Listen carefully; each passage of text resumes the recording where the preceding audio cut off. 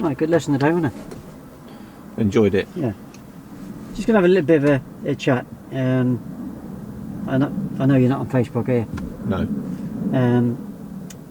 But a nice lady called Lou Walsh, is a trainer, done a video on the new standing operating procedure Okay. that the DVSA have introduced because of COVID-19.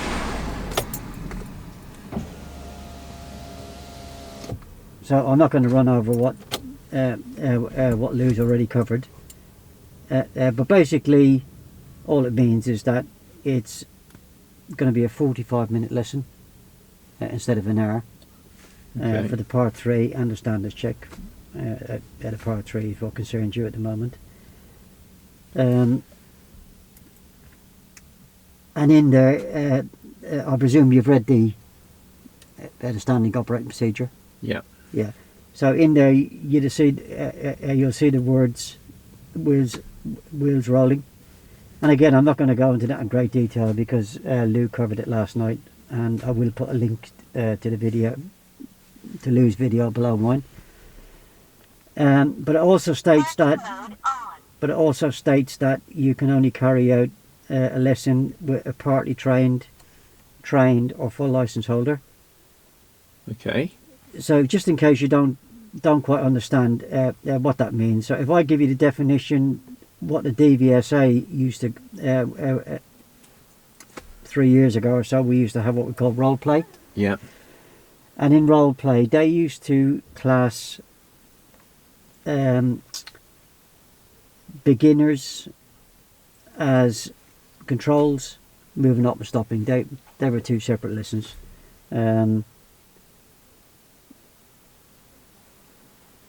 So what they're saying is that they don't want you to bring down a beginner. So if you were to turn up with somebody and the examiner asks you, and what's your lesson plan today? Oh, it's controls or moving up and stopping, then there might be a problem. But if you look at the DVSA's definition under the old role play, they class approaching junctions, turn left and right, or dealing with emerges as partly trained. Okay. So you could carry out one of them. Meeting, that's meeting other traffic, dealing with meeting other traffic. Again, that would be partly trained. I don't quite agree that moving off and stopping couldn't be carried out, because you have got the opportunity of actually speaking to the enforcement team and arranging for them to meet you roughly about 5 minutes from the test centre. So they could actually meet you in an area like this, and it would be possible, because you've already been around here and done about 15 or 20 minutes or half an hour's training with your pupil, to have covered moving up and stopping, and then moving into approaching the turn left and then approaching the turn right. Does that make sense? Yeah, absolutely. So manoeuvres are probably a big no-no. I probably wouldn't go anywhere near them. So you want to try and pick a subject where the vehicle is going to be moving for most of the time. But that doesn't mean to say that you cannot pull over and stop to talk to your pupil, because some pupils can take in information on the move. Mm. So if something occurs and they're not capable of taking in the information that you're trying to give them on the move, you can pull over. It's just how long you pull over for is what's crucial. You know, we're looking at about 2.5 to 3 minutes, and then get the car back moving again. Yeah. Yeah. Does that make sense? Yeah, absolutely. Yeah. So it doesn't mean that you cannot stop by the curb and talk to the pupil. Yeah. Because that would be really important, especially if something safety critical, like something dangerous happened, where you had to use the duals, or you had to give a verbal command or grab the steering wheel. That would need to be pulled over, because the pupil would be feeling a little bit panicky anyway, and would need a minute or two just to regain their composure. Yeah. So you can actually pull them over, yeah, and you can talk to them. We have been told that the enforcement team member, if the PDI is sitting too long at the curb, they will give a prompt. So if you get a prompt to say, you need to get moving now, then you need to take heed of that prompt, yeah? Yeah. If you don't, I believe what can happen is that the enforcement team member can direct you to go back to the test centre. It doesn't mean a fail, but it means that no result will be given. But you would lose your fee for the test. Okay. Any questions on that? Right, that's straightforward so far. Yeah, so if the lesson is partly trained and it's going to be approaching junctions, turn left or right, and or it's going to be a meeting lesson for the first time, you can actually, when you get a phone call from the enforcement team, which should come a week or so before your Part 3, you can actually arrange with the enforcement team that they meet you in an area like this, which is probably about 5 minutes from the test centre, and then they will join the lesson and they'll introduce themselves and just carry on with your lesson. So it's just like somebody's coming in, 15 or 20 minutes into your lesson, and then just carry on with your lesson from there, yeah? Yeah. And obviously then you've got the option of finishing your lesson in that area, because the enforcement team member would have parked the car in the area.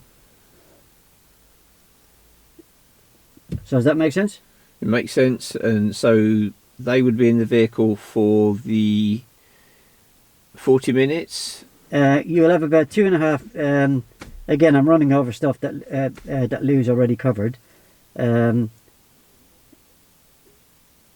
when the enforcement team member approaches the car, you would get out of the car and you would give the enforcement team member the information regarding your pupil, Yeah. what level they're at, what's your lesson plan for today. And then when you get back in the car,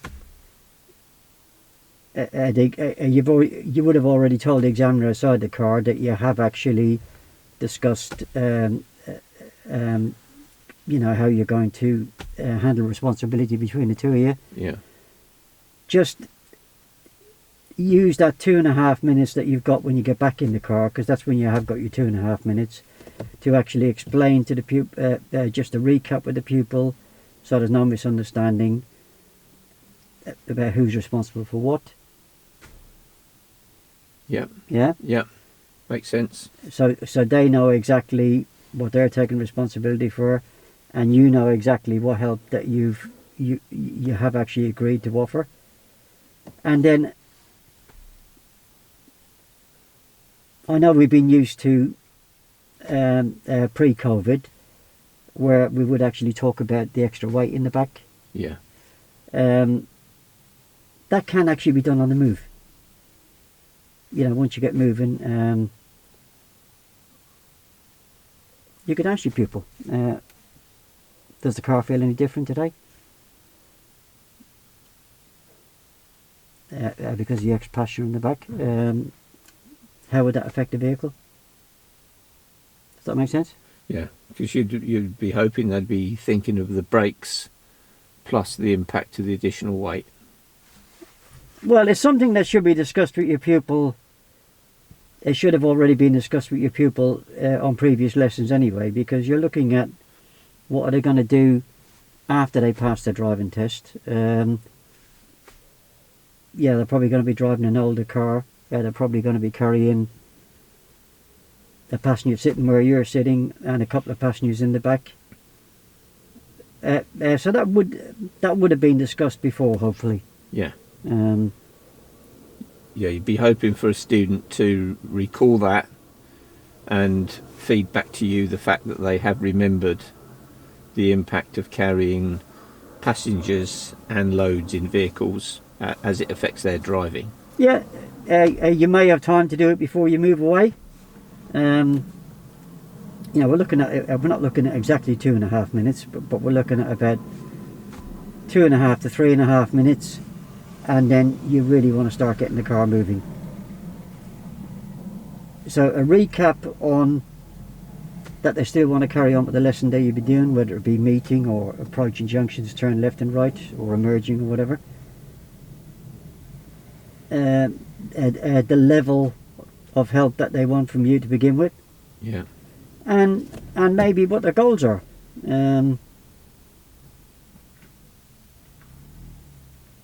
How they feel, whether you're going to use scaling, a 0 to 10 or whatever. And then after you've gone about 15 minutes into that lesson, or even 20 minutes into that lesson, and you've given quite a lot of guidance, and you pull over, what do you think you could say to the pupil? You could ask them what they're feeling now in the terms of on their scaler. If they were say a 2 or 3 to start with, it's how confident are they feeling now with the subject. Sorry, have you got enough room? Yeah, fine, cheers, thank you. That's fine, thank you. I'll just pull back a tiny That's bit fine. more, that's fine. Thank you. Yeah, carry on. Yeah, it would be asking them to recall how they felt before the lesson started, and now that they've had part of the lesson or that particular aspect of their lesson, they've gone through all of that, how are they feeling now with regards to their confidence? If they were a 3 or a 4, where are they now? And if they say they're a 5, 6 or 7, it would just give an indication that they're feeling a little bit more confident to deal with that subject. Yeah, you need to go a little bit further than that. And then, of course, you would also then recheck what further assistance they may require from you to help them improve further.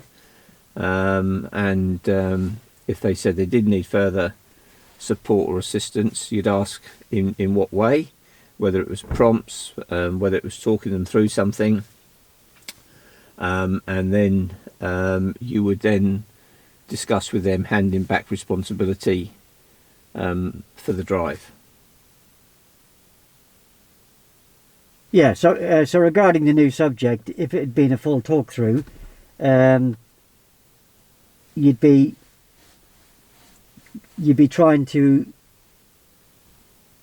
hopefully thinking that after 15 or 20 minutes of you talking them through, that they may well want to take some more responsibility themselves. Yeah.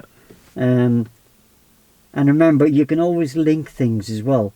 If you're doing meeting today, and last week or your last lesson you've done a lot of approaching and a lot of emerging, what's the routine that they would have used?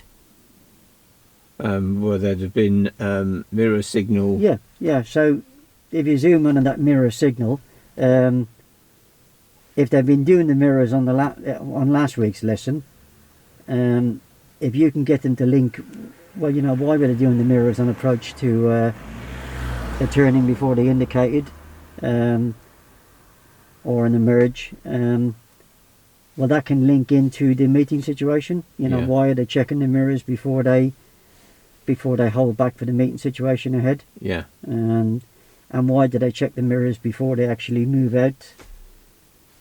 Again, you go back to moving off and stopping. Why did they check the mirrors before they moved in to stop on the left, middle and left? Why did they check the mirrors before pulling away, and middle and right? If they can link all those things together, learning will take place a lot further, yeah, because they're not having to learn a complete new routine. There's parts of the routine they've used before that can be linked to this new subject, Yeah. which will help the lesson to move on.